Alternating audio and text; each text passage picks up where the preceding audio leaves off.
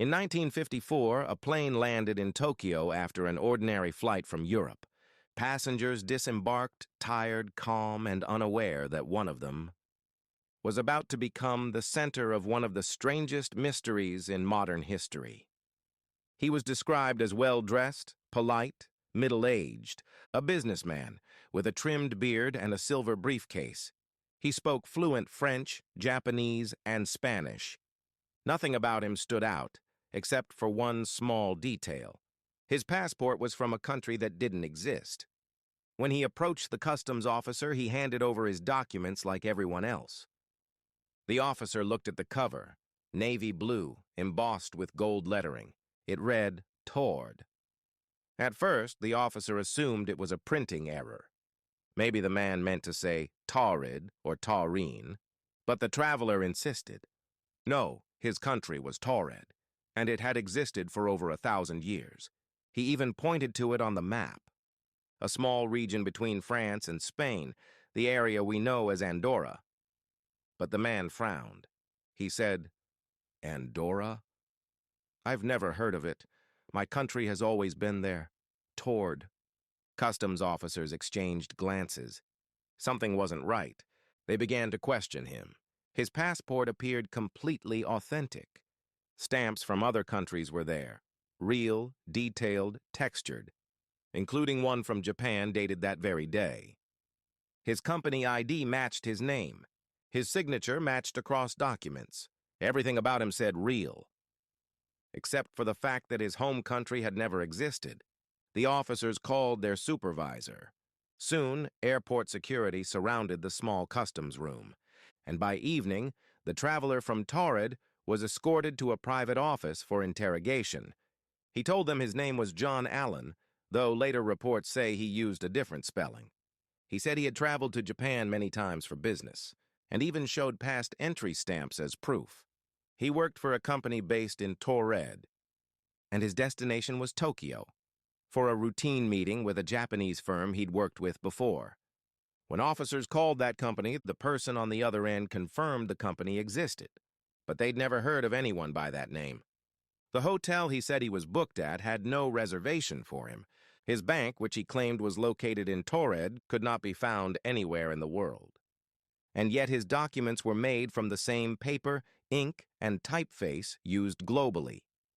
His currency, unfamiliar yet perfectly printed, bore the faces of leaders no one recognized. By now, it was nearly midnight. The man began to grow impatient. He insisted that this must be a mistake, that Taured was real, that he'd been traveling internationally for years, and that this was simply an error on their part. Authorities decided to detain him overnight at a nearby hotel for further investigation in the morning. 2 guards were placed outside his door. The windows were sealed. He was on the 7th floor. He seemed calm. He thanked the officers politely, took his suitcase, and entered the room. That was the last time anyone saw him. When officials entered the next morning, the room was empty. The bed had been slept in. The towels were damp, the toothbrush wet. But the man was gone. The guards outside swore he hadn't left. No one had entered or exited through the door. The window was still locked. A sheer drop to the street below. His documents, his briefcase, and his passport were gone too. Airport authorities searched the entire building. Nothing, no footprints, no exit records. It was as if he had never existed at all. Newspapers called it the man from nowhere. But among those who studied strange cases, he became known by another name. The man from Taured.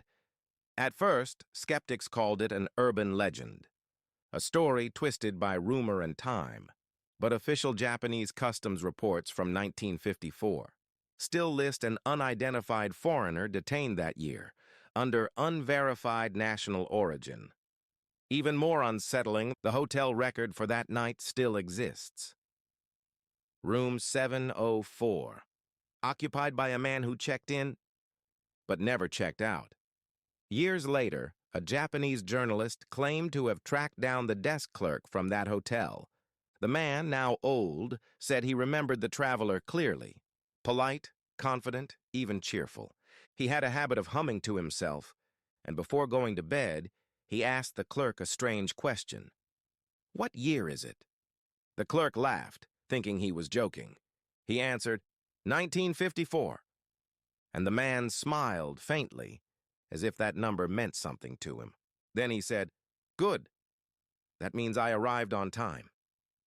That sentence haunted the clerk for the rest of his life.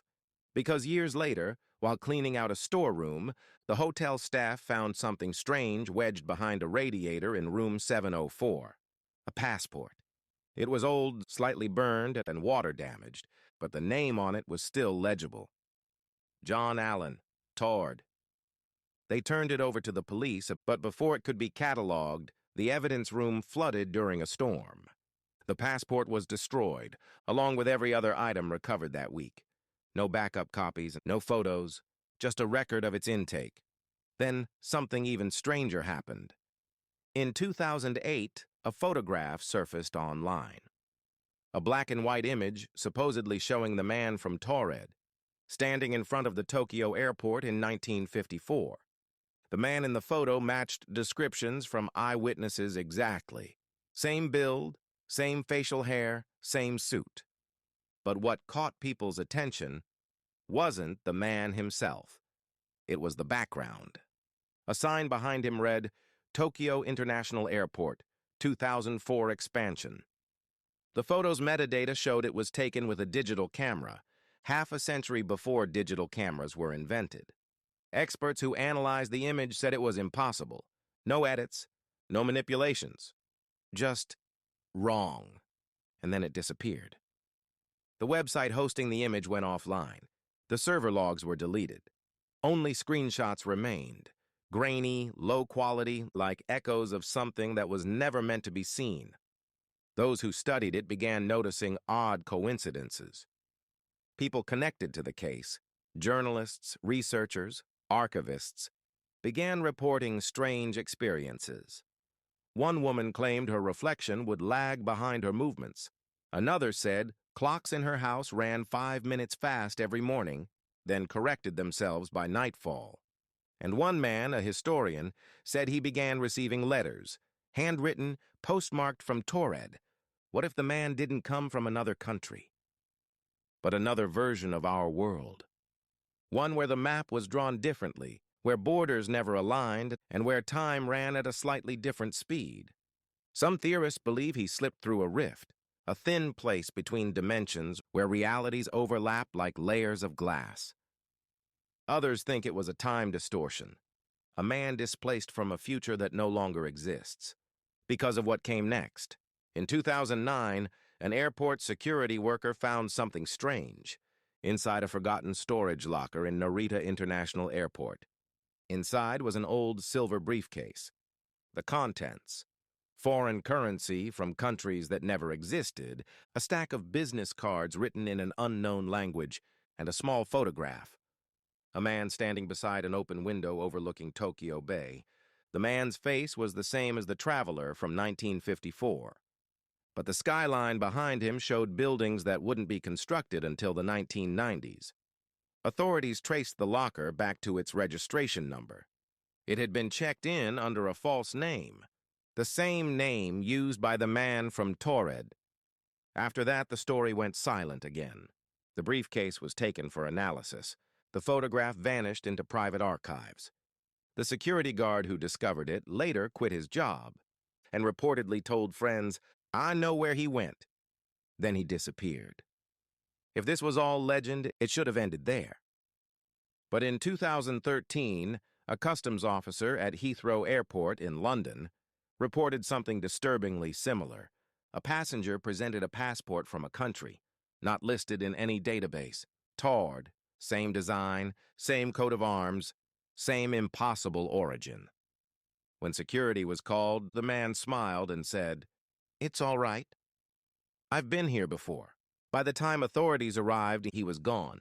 No footage, no exit stamp, just a passport that dissolved into ash when touched. Some believe this is all connected to the Mandela effect, a phenomenon where groups of people remember details that history says never existed. Maybe Taured was one of those details. A nation lost in a version of reality that we've drifted away from. Maybe every so often, someone slips through from the old world and finds themselves in ours. They call it quantum displacement. When timelines brush against each other long enough for a single life to fall through the cracks. And if that's true, it would mean he wasn't alone. In 2020, a journalist investigating the story of the Taured Man found a photograph hidden inside an old travel guide from the 1950s. The image showed a family of 4 standing in front of a map that clearly displayed Taured between France and Spain. The journalist took the photo to experts. They said the ink used to print the map was manufactured in 1975, 20 years after the guide was published. But the guide had been sealed inside a library archive since the 1960s. Untouched, unopened, impossible. Every time someone gets close to the truth, reality seems to fold back in on itself, like it's protecting a secret. Some say the man wasn't an accident at all, that he was part of an experiment, a test subject from another timeline sent here deliberately. That Taured wasn't a place, but a project.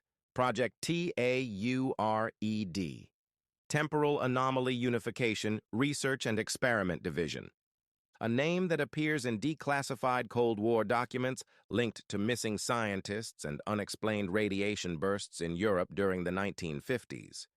Every reference to the project ends the same way. One line redacted, "Subject lost in transit." Maybe he was never supposed to arrive here. Maybe he was trying to get home. If the theory is true, then time isn't a straight line. It's a loop, and sometimes the loop slips.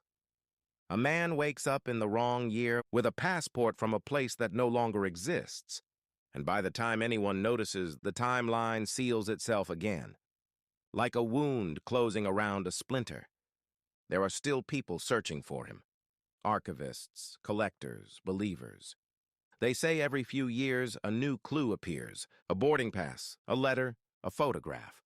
And in each one, the same detail repeats: a man standing in front of an airport, his face calm, his suitcase silver.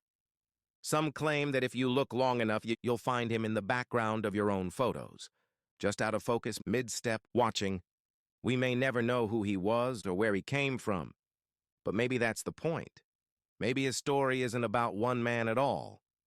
Maybe it's about us, about how fragile reality really is and how easily it can be rewritten. If he came from another time, then somewhere out there in another version of this world, someone is watching a plane land and wondering where it came from, and maybe for them, the mystery is us. This was The Man Who Returned 50 Years Too Late.